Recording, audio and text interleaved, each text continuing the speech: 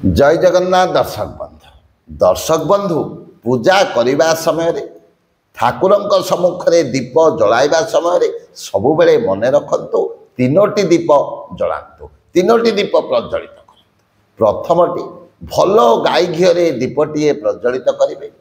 द्वितीयटी सोरिष तेल दीपटे जलैबे एवं तृतीय दीपटी राशि तेल दीपटे प्रज्वलित करते आपण मैंने ठाकुर को जिते बेले पूजा करुँच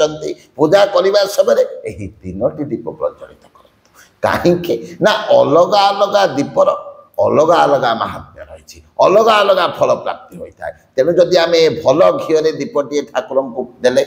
ठाकुर सम्मुखें पूजा करने समय भल घीरे दीपटे जलैले ताहले देखिए सर्वदेवादेवी आशीर्वाद सबु बेले घर उपरे रहिबो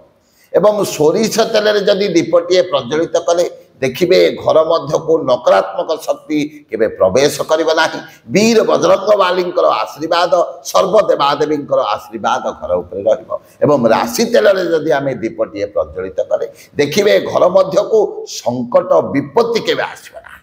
तेणु दीप जलाइबा समय ठाकुर को पूजा करने समय तीनोटी दीप अनन्य प्रज्वलित करंतु प्रथम दीपटी भल गाई घी द्वितीयटी सोरिष तेल एवं तृतीय दीपटी राशि तेल प्रज्वलित करंतु आउ गोटे कथा मन रखंतु दीप न जलाई धूप नदे केबे मध्य पूजा करंतु नाही। काहेकि जदि आमे पूजा करने समय ठाकुर को आराधना करने समय जदि दीपटी आम प्रज्वलित करना से पूजार कौन फल मिल न था किंतु मन रखु सदा सर्वदा शुद्ध भल घी ठाकुर को दीप दिंतु कहीं वर्तमान देखुं विभिन्न प्रकार घी बाहरी जो थे ठाकुर को आम पूजा करुचे किंतु से ही घी व्यवहार करंतु ना शुद्ध घी जहाँकि शुद्ध गाई घी ठाकुर को जदि दीप देवे आउ गोटे कथा घर प्रवेश द्वार मुख्य प्रवेश द्वार सकाळे एवं संध्यारे जदि भल गाई घी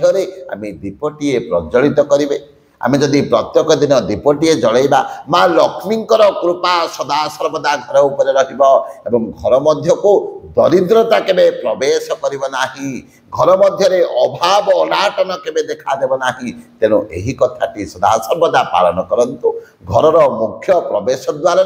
भल गाई घी दीपटे प्रज्वलित करंतु एवं ठाकुर को दीप देवा समय घरे पूजा करने समय अनन्य तीनोटी दीप जलांतु देखिए घर मध्य समस्त प्रकार संकट दूर हेब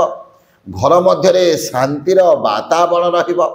घर मध्य अभाव अनाटन देखा देव नाही एवं घर मध्य शांति सदा सर्वदा राजनीति करिबो। तेणु दर्शक बंधु घर मध्य ठाकुर को पूजा करने समय सदा सर्वदा दीप धूप दे ठाकुर को पूजा करंतु कहीं जेते बेले चित्रगुप्त पाखरे पाप पुण्यर विचार हुए जो माने ठाकुर पाखरे दीप जलई पूजा करि ठाकुर नाम उच्चारण करि पुण्य भाव ताहा गणित होता है पुण्य भाव लेखा जाए। तेणु ठाकुर को पूजा करने समय दीप जलई ठाकुर को पूजा करने एकांत आवश्यक। जय जय जगन्नाथ जय जय जगन्नाथ जय जय जगन्नाथ।